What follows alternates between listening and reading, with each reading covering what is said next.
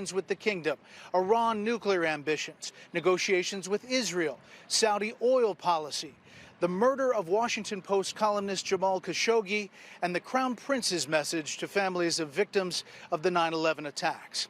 This is the first time he has done an interview completely in English. Usually on Special Report road shows, this is the time we bring you other headlines in the U.S. and around the world. But tonight, there are so many headlines coming out of this interview, we do not want to delay. Here is His Royal Highness, the Crown Prince of Saudi Arabia, Mohammed bin Salman. This is the island of Sindala, the first project in Neom, your Vision 2030. It is spectacular. It is really beautiful. You know, a lot of people have described you as a visionary leader. I talked to a number of your citizens, and that's how they describe you. And you didn't even plant them. That's really how they talk about you. And world leaders are saying the same thing. You've had this transformational change, every aspect of the kingdom, economic, social, cultural, religious. Can you give us some specific examples of what your goals are and how you think all of this is going? Well, simply, we have in the past few issues in Saudi Arabia and a lot of opportunities that we didn't use. We're trying to capture that and to go forward for a better Saudi Arabia. And that's what we're trying to do. And it's a big vision. It is a big vision, and we get like surprised every day that we reach our target faster, and we extend that to a newer target and a bigger ambition. So it's really exciting. Your ministers say you work them hard. Well, you can see in 2022 we are the fastest G20 country growing, and also in this year, if you take just the non-oil GDP part, we are the second fastest in the G20 growing, so it's like a fight between Saudi Arabia and India, a good fight. You're making a transition on trying to get different parts of the economy, not a heavy reliance on oil. The role of women in the society has evolved significantly. You know, you had this 2030. What do you see 10, 20, 30 years for Saudi Arabia? I will give you an example. If you look to late 70s, Saudi Arabia GDP is bigger than South Korea, and now South Korea, I think it's the 10th or 11th largest GDP in the world in 2016, and in 2016 we are number 20. So that's a shame. In 1980, we was GDP number, I think, 12 globally, and then in 2016 we are number 20. So we believe if Saudi Arabia and really the perfect track, since that time we will be among the top 7 GDP globally. I'm trying to get Saudi Arabia back on the right track. You're a data guy. We can see today we are the largest, number 17 ranked as the largest GDP in the world, but in G20 we are almost ranked number 15 from 20 in just a few years. The G20, you just mentioned it. You really have become a big player on the world stage, and that G20 rail and ports deal connecting Europe, the Gulf nations, and India, why is that such a big deal? Logistics is important. If you want to manufacture in your country, if you want to move goods, it's important to have a good logistic plan. You work it with many countries, many regions, to be sure that goods pass in the right time. For example, that project will cut the time of goods from India to Europe by 3 to 6 days. Cut time, save money, and it's more safer, more efficient. So why not? And it's not about only moving goods and railways and ports. It's also about linking grids, energy grids, data, cables, and other stuff will benefit Europe, Middle East, and also India. And most of these energy, all of these energy going to be a green energy that's going to be produced in the Middle East and being exported to Europe and India. So it's a big deal for us and for Europe and for India. Also mentioned in this deal is Israel. What would it take for you to agree to normalize relations with Israel? Well, there is approach from President Biden administration to get to that point. For us, the Palestinian issue is very important. We need to solve that part, and we have a good negotiations continue till now. We gotta see where it will go. We hope that it will reach a place that it will ease the life for the Palestinians and get Israel as a player in Middle East. There were reports that you had suspended talks. No, that's not true. Not true. So you think, if you were to characterize it, are you close? Every day we get closer. It seems it's for the first time a real one, serious. We're going to see how it goes. Can you make a deal with Israeli Prime Minister Benjamin Netanyahu? Is that somebody you can deal with? Well, in Saudi Arabia policy, we don't interfere of who's running each country, who's there. We work with him. Now we don't have a relation with Israel. But if Biden administration succeeded to make, I believe, the biggest historical deal since the end of the Cold War, then we're going to start a relationship, and that relationship gonna be continuous regardless of who's running Israel. So, I mean, he's 73, you're 38, but you think maybe there's a chance that you could deal with him? If we have a breakthrough of reaching a deal that give the Palestinians their needs and make the region come, we're going to work with whoever's there.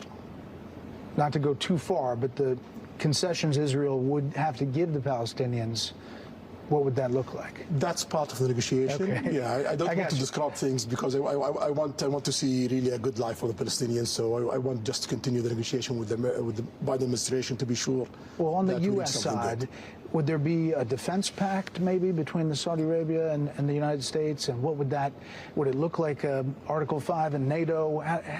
Yeah, first of all, we have some sort of that in the past 80 years. We are the biggest buyer from American armament manufacturing. I believe Saudi Arabia alone is bigger than the next 5 buyers from America. So Saudi Arabia is critical in your armament import economically.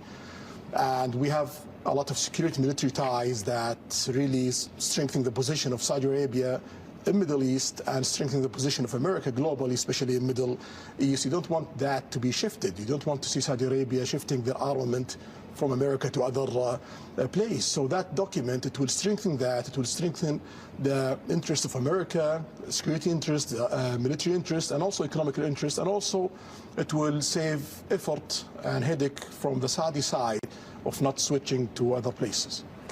You know, there are many people who wonder why you first normalized relations with Iran, a longtime enemy who back in 2017 attacked your oil facilities, but yet not yet Israel. Can you explain that? Based on situation and politics. So we have a long fight with Iran since '79.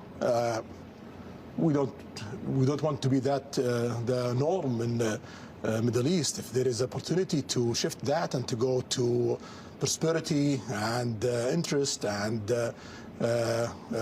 working with Iran and working with the other Middle Eastern, bringing Iran to work with the Arab world, with the Middle East, why not? So the Iranian reached to the Iraqis in 2020.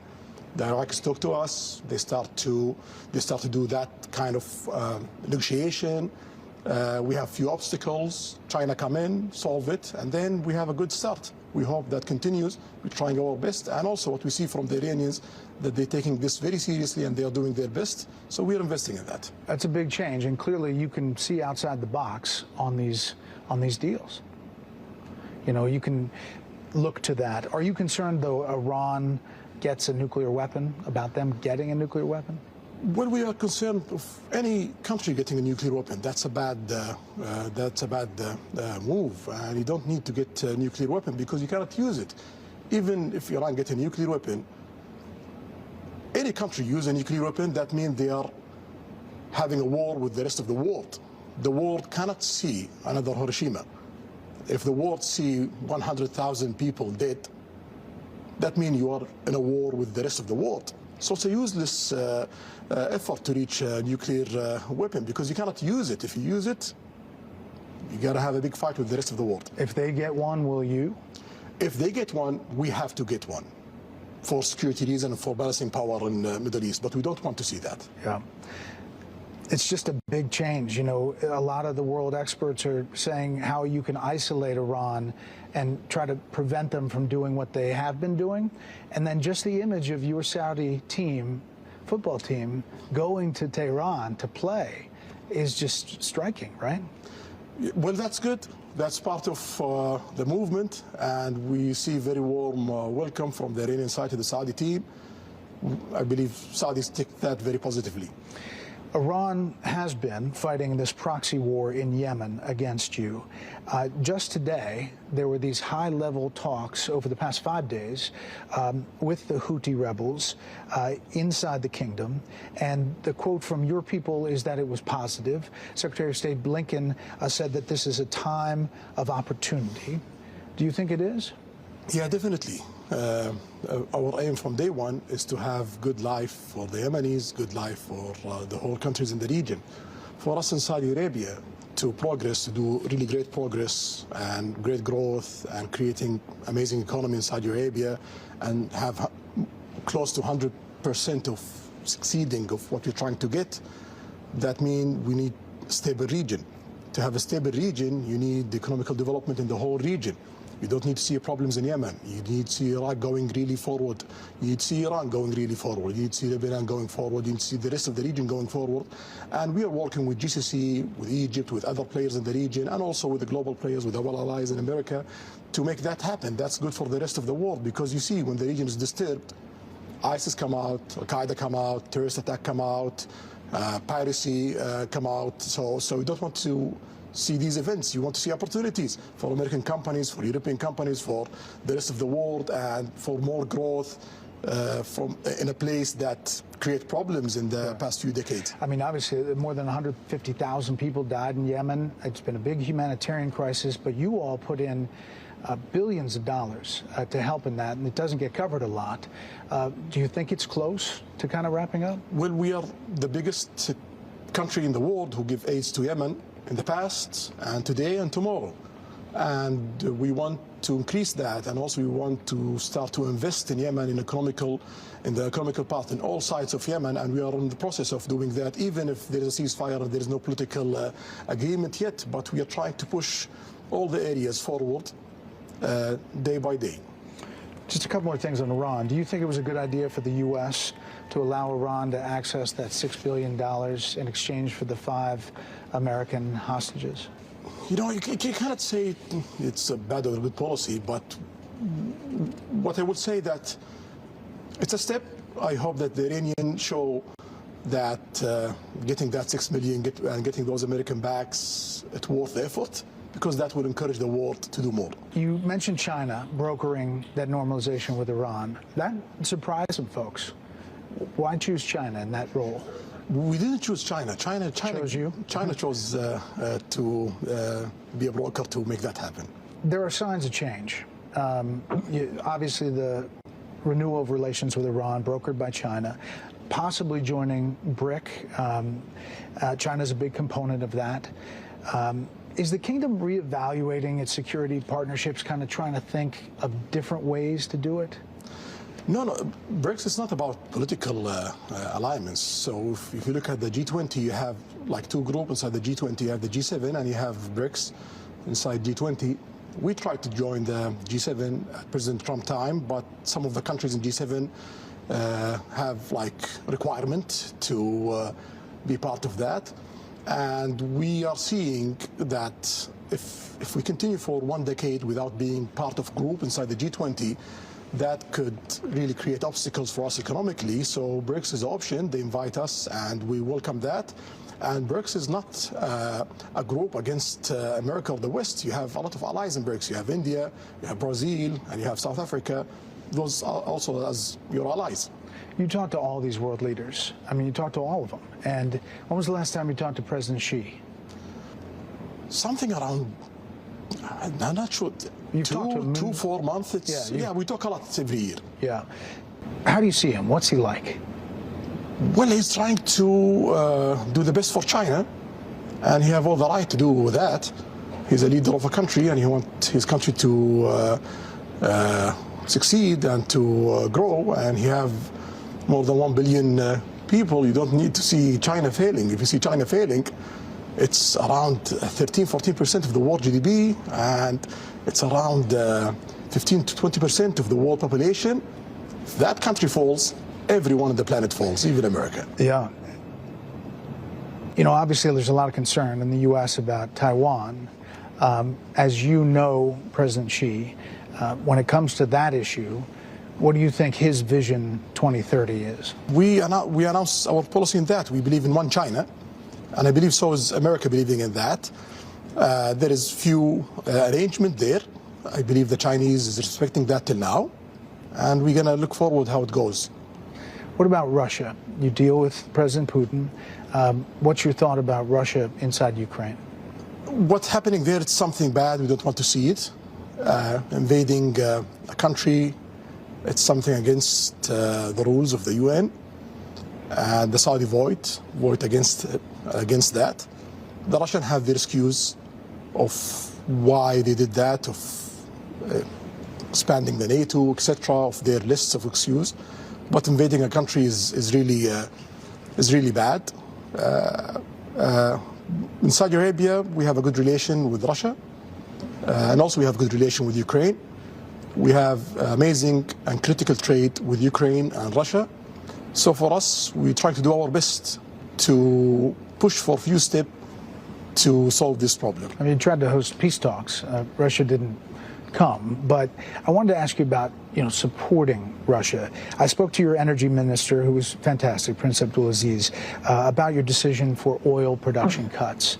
And he told me that it was based on volatility and trying to stabilize the market. There are some supporters of Ukraine who say by doing that and prices spiking that you have essentially boosted Russia's war effort at a time when every country, a lot of countries are trying to squeeze him to get out of Ukraine. So how do you deal with that? So you're talking about support of Ukraine, but how about the president of Ukraine? What did he say? He said totally something against that. He says Saudi Arabia is supporting Ukraine, supporting to solve the problem between Ukraine and Russia, and trying to be a mediator to help in that area. And if we are doing a deal in OPEC Plus country to support Russia, Iran is part of the OPEC Plus country, and at that time Iran was our enemy. We don't have that alignments that we have today. So are we supporting Iran at that time? That doesn't make any sense. For us in Saudi Arabia, we just watch supply, demand. If there is shortage of supply, our role in OPEC Plus is to fill that shortage. If there is oversupply, our role in OPEC Plus to measure that for the stability of the market. So it doesn't have anything other than that? No, it's purely about demand, supply. It is coming up on the 5-year anniversary of the brutal murder of journalist Jamal Khashoggi in your consulate in Turkey. U.S. intelligence pointed to you as ordering that attack. I've heard you address this several times, saying you didn't order the murder, saying it was horrible and a mistake, and that as a leader you take a responsibility as a leader of the country. But 5 years later, what do you tell people in the U.S. who still have concerns, and journalists maybe around the world, and maybe potential tourists who would come here to Sindala, that they wonder if anything changed or if it could happen again? Well, we take all the legal measurement that any country took, like when America have mistakes in Iraq, they do investigation, trial, etc. We did that in Saudi Arabia, and the case being closed. And also we try to reform the security system to be sure that these kind of mistakes doesn't happen again. And we can see in the past 5 years, nothing of those things happen. It's not part of what Saudi Arabia do in the last 100 years. It was a mistake, it was painful, and we are trying our best to be sure that we reform our system to work by the book and to be sure that everyone is safe, not in Saudi, in the whole globe. Did anyone involved in the killing serve jail time? Yes. Anyone involved is serving jail time. You have to face the law. And you're trying to change the law broadly to make sentences more realistic? More realistic for us as Saudi, not for foreign people. But we believe today it's far away from realistic for us as Saudi. So we are not proud of all of our laws in Saudi Arabia. There was this AP, Associated Press article that just came out a couple weeks ago with the headline that said, Saudi man receives death penalty for posts online, latest case in wide-ranging crackdown on dissent. I guess dealing with his posts on X, formerly Twitter. So one, is that true? And two, are you changing that aspect? Yeah, shamefully it's true. So it's something I don't like. Can't you change that? We are doing our best to do that. We already add a few laws. We changed tens of laws in Saudi Arabia, and the list have more than 1,000 items. And in the cabinet, I have only 150 lawyers. So I'm trying to prioritize the change day by day. But we are not happy with that.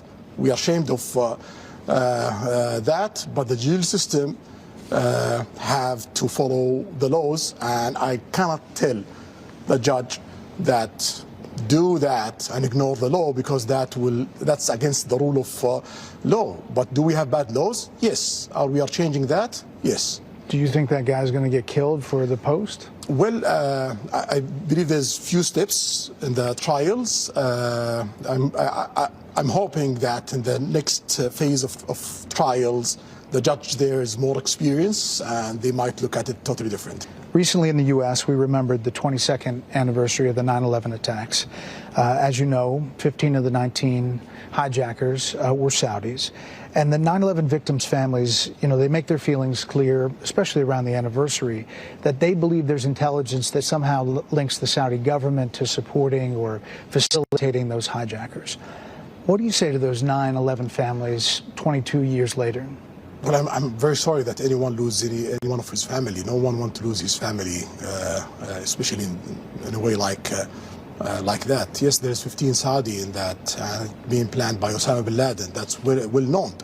Osama bin Laden being planned also a lot of attacks in Saudi Arabia. So it doesn't make any sense that we work with the guy who's doing terrorist attack in Saudi Arabia in the 90s, and after that, killing Saudis and foreign people at that time in Saudi Arabia. He's our enemy and he's the American enemy. The main attempt for Osama bin Laden, and that's by the reports, the main attempt of Osama bin Laden is to recruit as much as he can, Saudis, to be sure that he create a problem between America and Saudi Arabia. So if people in America fall to that means Osama bin Laden succeed in his plan. You're credited with going after extremists, jihadi extremism in the country. Is that still happening?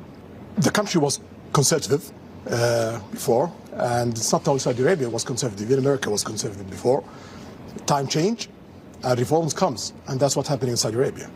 After the Khashoggi killing, President Biden called Saudi a pariah nation. Then he visited here and he had the closed fist, the fist pump. Then it's an open hand recently at the G20 with a handshake and a smile, thanking you for your leadership. It's fair to say the U.S. relationship with Saudi is complicated. How would you describe your current relationship with President Biden? The only thing that doesn't change in politics, that is changing. So always you change your politics that serve your goals as a nation. We have today great work with President Biden. We are working in the big network that we're building between India, Saudi Arabia, Europe. We are working with peace arrangement with Israel and Palestine.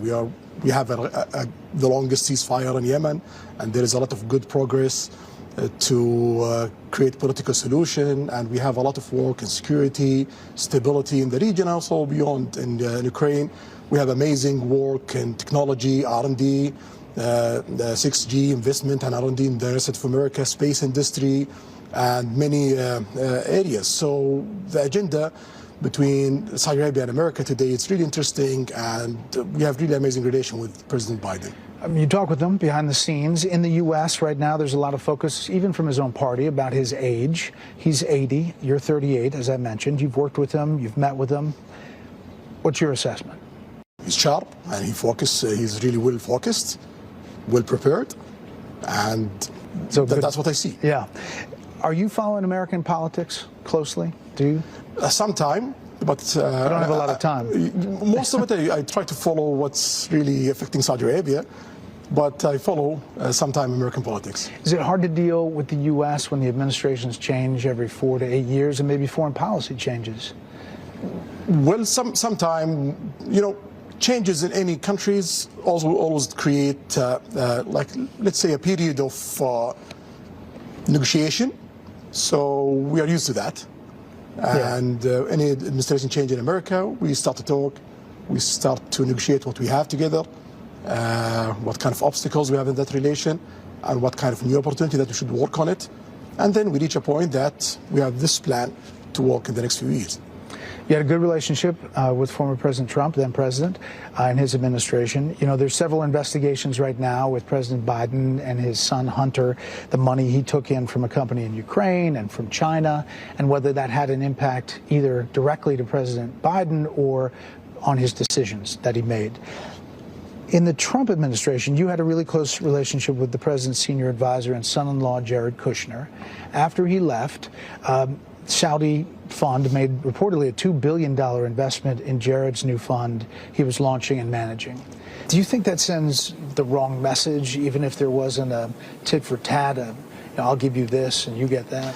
But we look to opportunities and investment. We have investment, a lot of investment around the globe with a lot of peoples and with economical opportunity. So if Trump becomes president again, you'll leave the $2 billion with Jared Kushner? It's a commitment that PIF have, and when PIF have commitment with any investor around the globe, keep it. Would it affect your decisions with a new Trump administration with that sitting there? Well, Saudi Arabia is so big, so I'm quite sure mostly any person around the world, directly or indirectly, you have something to do with Saudi Arabia. So if that can affect President Trump decision, if he become a president, that means that it's gonna affect every president in the world and every person in the world decision, because directly or indirectly, he have some sort of interest or something to do with Saudi Arabia. Well, there you go. The other question I wanted to ask you is, you're a sports fan. Yes, definitely. Where were you when Saudi beat Argentina in the World Cup, and what was your reaction? I was with my family, my brothers, their wives, their kids, watching the game. And actually, we just want to get out from this game with no humiliation. We get surprised. I mean, it fired up people here. I talked to a ton of them, and they were really excited. Do you think football, soccer in the U.S., is changing the dynamic here, that it's almost another national identity? Well, when we want to diversify our economy, you have to work in all sectors. Mining, infrastructure, manufacturing, transportation, logistics, all that is. And part of it is tourism. And if you want to have tourism, you need to develop your culture sector, your entertainment sector, and your sports sectors, because you need to create a calendar. And we can see tourism used to participate in Saudi Arabia GDP by 3%. Today, it's 7%. Sport, it used to participate in Saudi GDP by 0.4%. Today, it's 1.5%. So it's economical growth, it's jobs, it's a calendar, it's entertainment, it's tourism. And you can see we are now ranked #1 in Middle East. 6 years ago, we are not even in the top 10 list in Middle East. And we are now, in 2022, we are number 10th of global visit globally. So that's a really great success. We are aiming to get above 100 million visits in 2030, maybe 150. Last year, we reached almost 40 million visits from Saudi Arabia and globally. So it seems that we are going there. Yeah. Your tourism minister says you keep on setting a new goal. Because we reached the goal that we set very fast. Yeah. You are spending a ton on sports, a lot of money. Big names that people are very familiar with, big teams, big facilities. What do you say to the people who charge that that's part of sports washing, that you're trying to use all of that to somehow improve or somehow affect your image in the world? Well, if it's sport washing going to increase my GDP by 1%, and then I will continue doing sport washing. You're okay with that term? I don't care. I have 1% growth of GDP from sport, and I'm aiming for another 1.5%. call it whatever you want. We're going to get that 1.5%. Are you a golfer? I'm a beginner, not good. So you don't have a lot of time to practice. That's part of it, but I'm trying to do my best. What do you make of Live Golf and possibly this merging with the PGA? Well, that's a game changer for the golf industry. You will not have competition, and you will have focus in developing the game, and that's good for the players and the fans who love golf. Is there something you feel in the country that's changing because of everything you've done? Like, do you see young people buying in, and that in and of itself is going to be a game changer, not from the top down, but from the bottom up? Well, it's not everything that I've done. It's everything that we've done in Saudi Arabia. I'm just one of them. And if the people doesn't buy in, it will not work. So first rule, people have to believe in it, and everyone have to push to make all the progress that we are having in Saudi Arabia. And it seems it's going really well. We are the fastest growing country in the planet, and we have the most ambitious projects in all sectors. So we are the fastest in each industry in the planet. At some time, you will be king here. How is your father? He's 88-year-old. He's in a good health. I hope a long life and healthy life for him. Inshallah. Sure. Custodian of the two holy mosques is a title held by the Saudi king. And it's a really serious responsibility, always well understood in the U.S. Could you say something for our viewers about the obligation that implies for the Saudi king, how big a deal that is in the broader Islam? Well, the two holy sites in Saudi Arabia, it's the two holy sites of Muslims. Mecca, you have Kaaba, which they face 5 times a day, and they have to visit 1 time life. And you're talking about almost 2 billion people in the planet. And in Medina, you have the grave of the Prophet. So the duty of any king of Saudi Arabia and the duty of all Saudi peoples to serve those 2 places and to serve the visitors of those places. And I believe we did a wonderful job in that area. Thank you for answering all of these questions. I just spent the past 3 days here, and I've visited here many, many times before. And I personally have seen major transformations, not just for women, but the building and the cranes and how people look at this country. For people on the outside looking at this, what would you tell them? You know, if they want to come visit, they may be skittish about coming to Saudi Arabia because of what has been written in the past, what they see. What would you tell them? I will tell them the greatest success story in the 21st century is Saudi Arabia. This is the story of this century. Do you want to miss it or not? That's your call. And do you think you're going to slow down at all? No, we're trying to speed up every day. Your Royal Highness, we really appreciate this time. Shukran.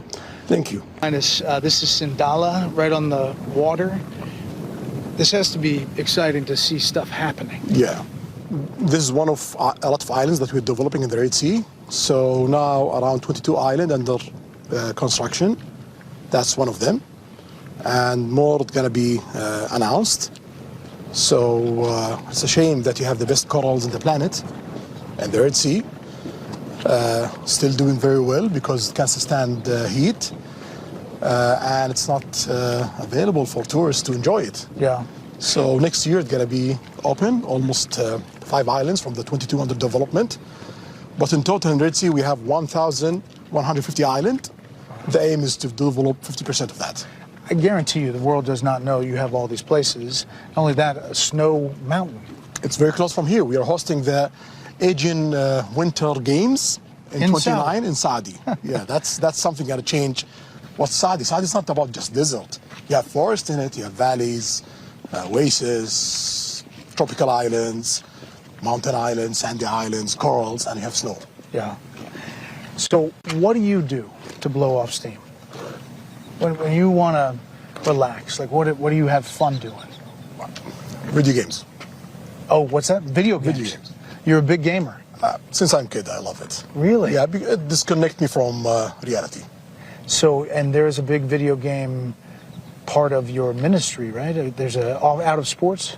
Esports is one of the most important things happening globally. It's the most one of the most growing industry in the planet.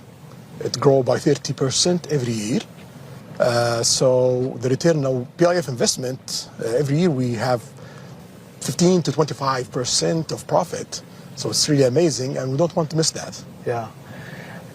When you see... It's like beating Hollywood today. So one of the streamers on eSport, he have more than 2 billion views, more than the biggest Hollywood movie. It's amazing. So it's serious. And you, to blow off steam, to do something, you get on a video game? Get on it with my kids or my friend and just disconnect for a few hours. And if you're outside, what are you, a hiker? Hiker, diver, enjoying nature. That's the most thing to do outside. Golfer? This is a Robert Trent Jones Jr. golf course? Well, there's a lot of small things like golf, paddle, soccer, basketball, whatever, but the main thing is hiking and diving.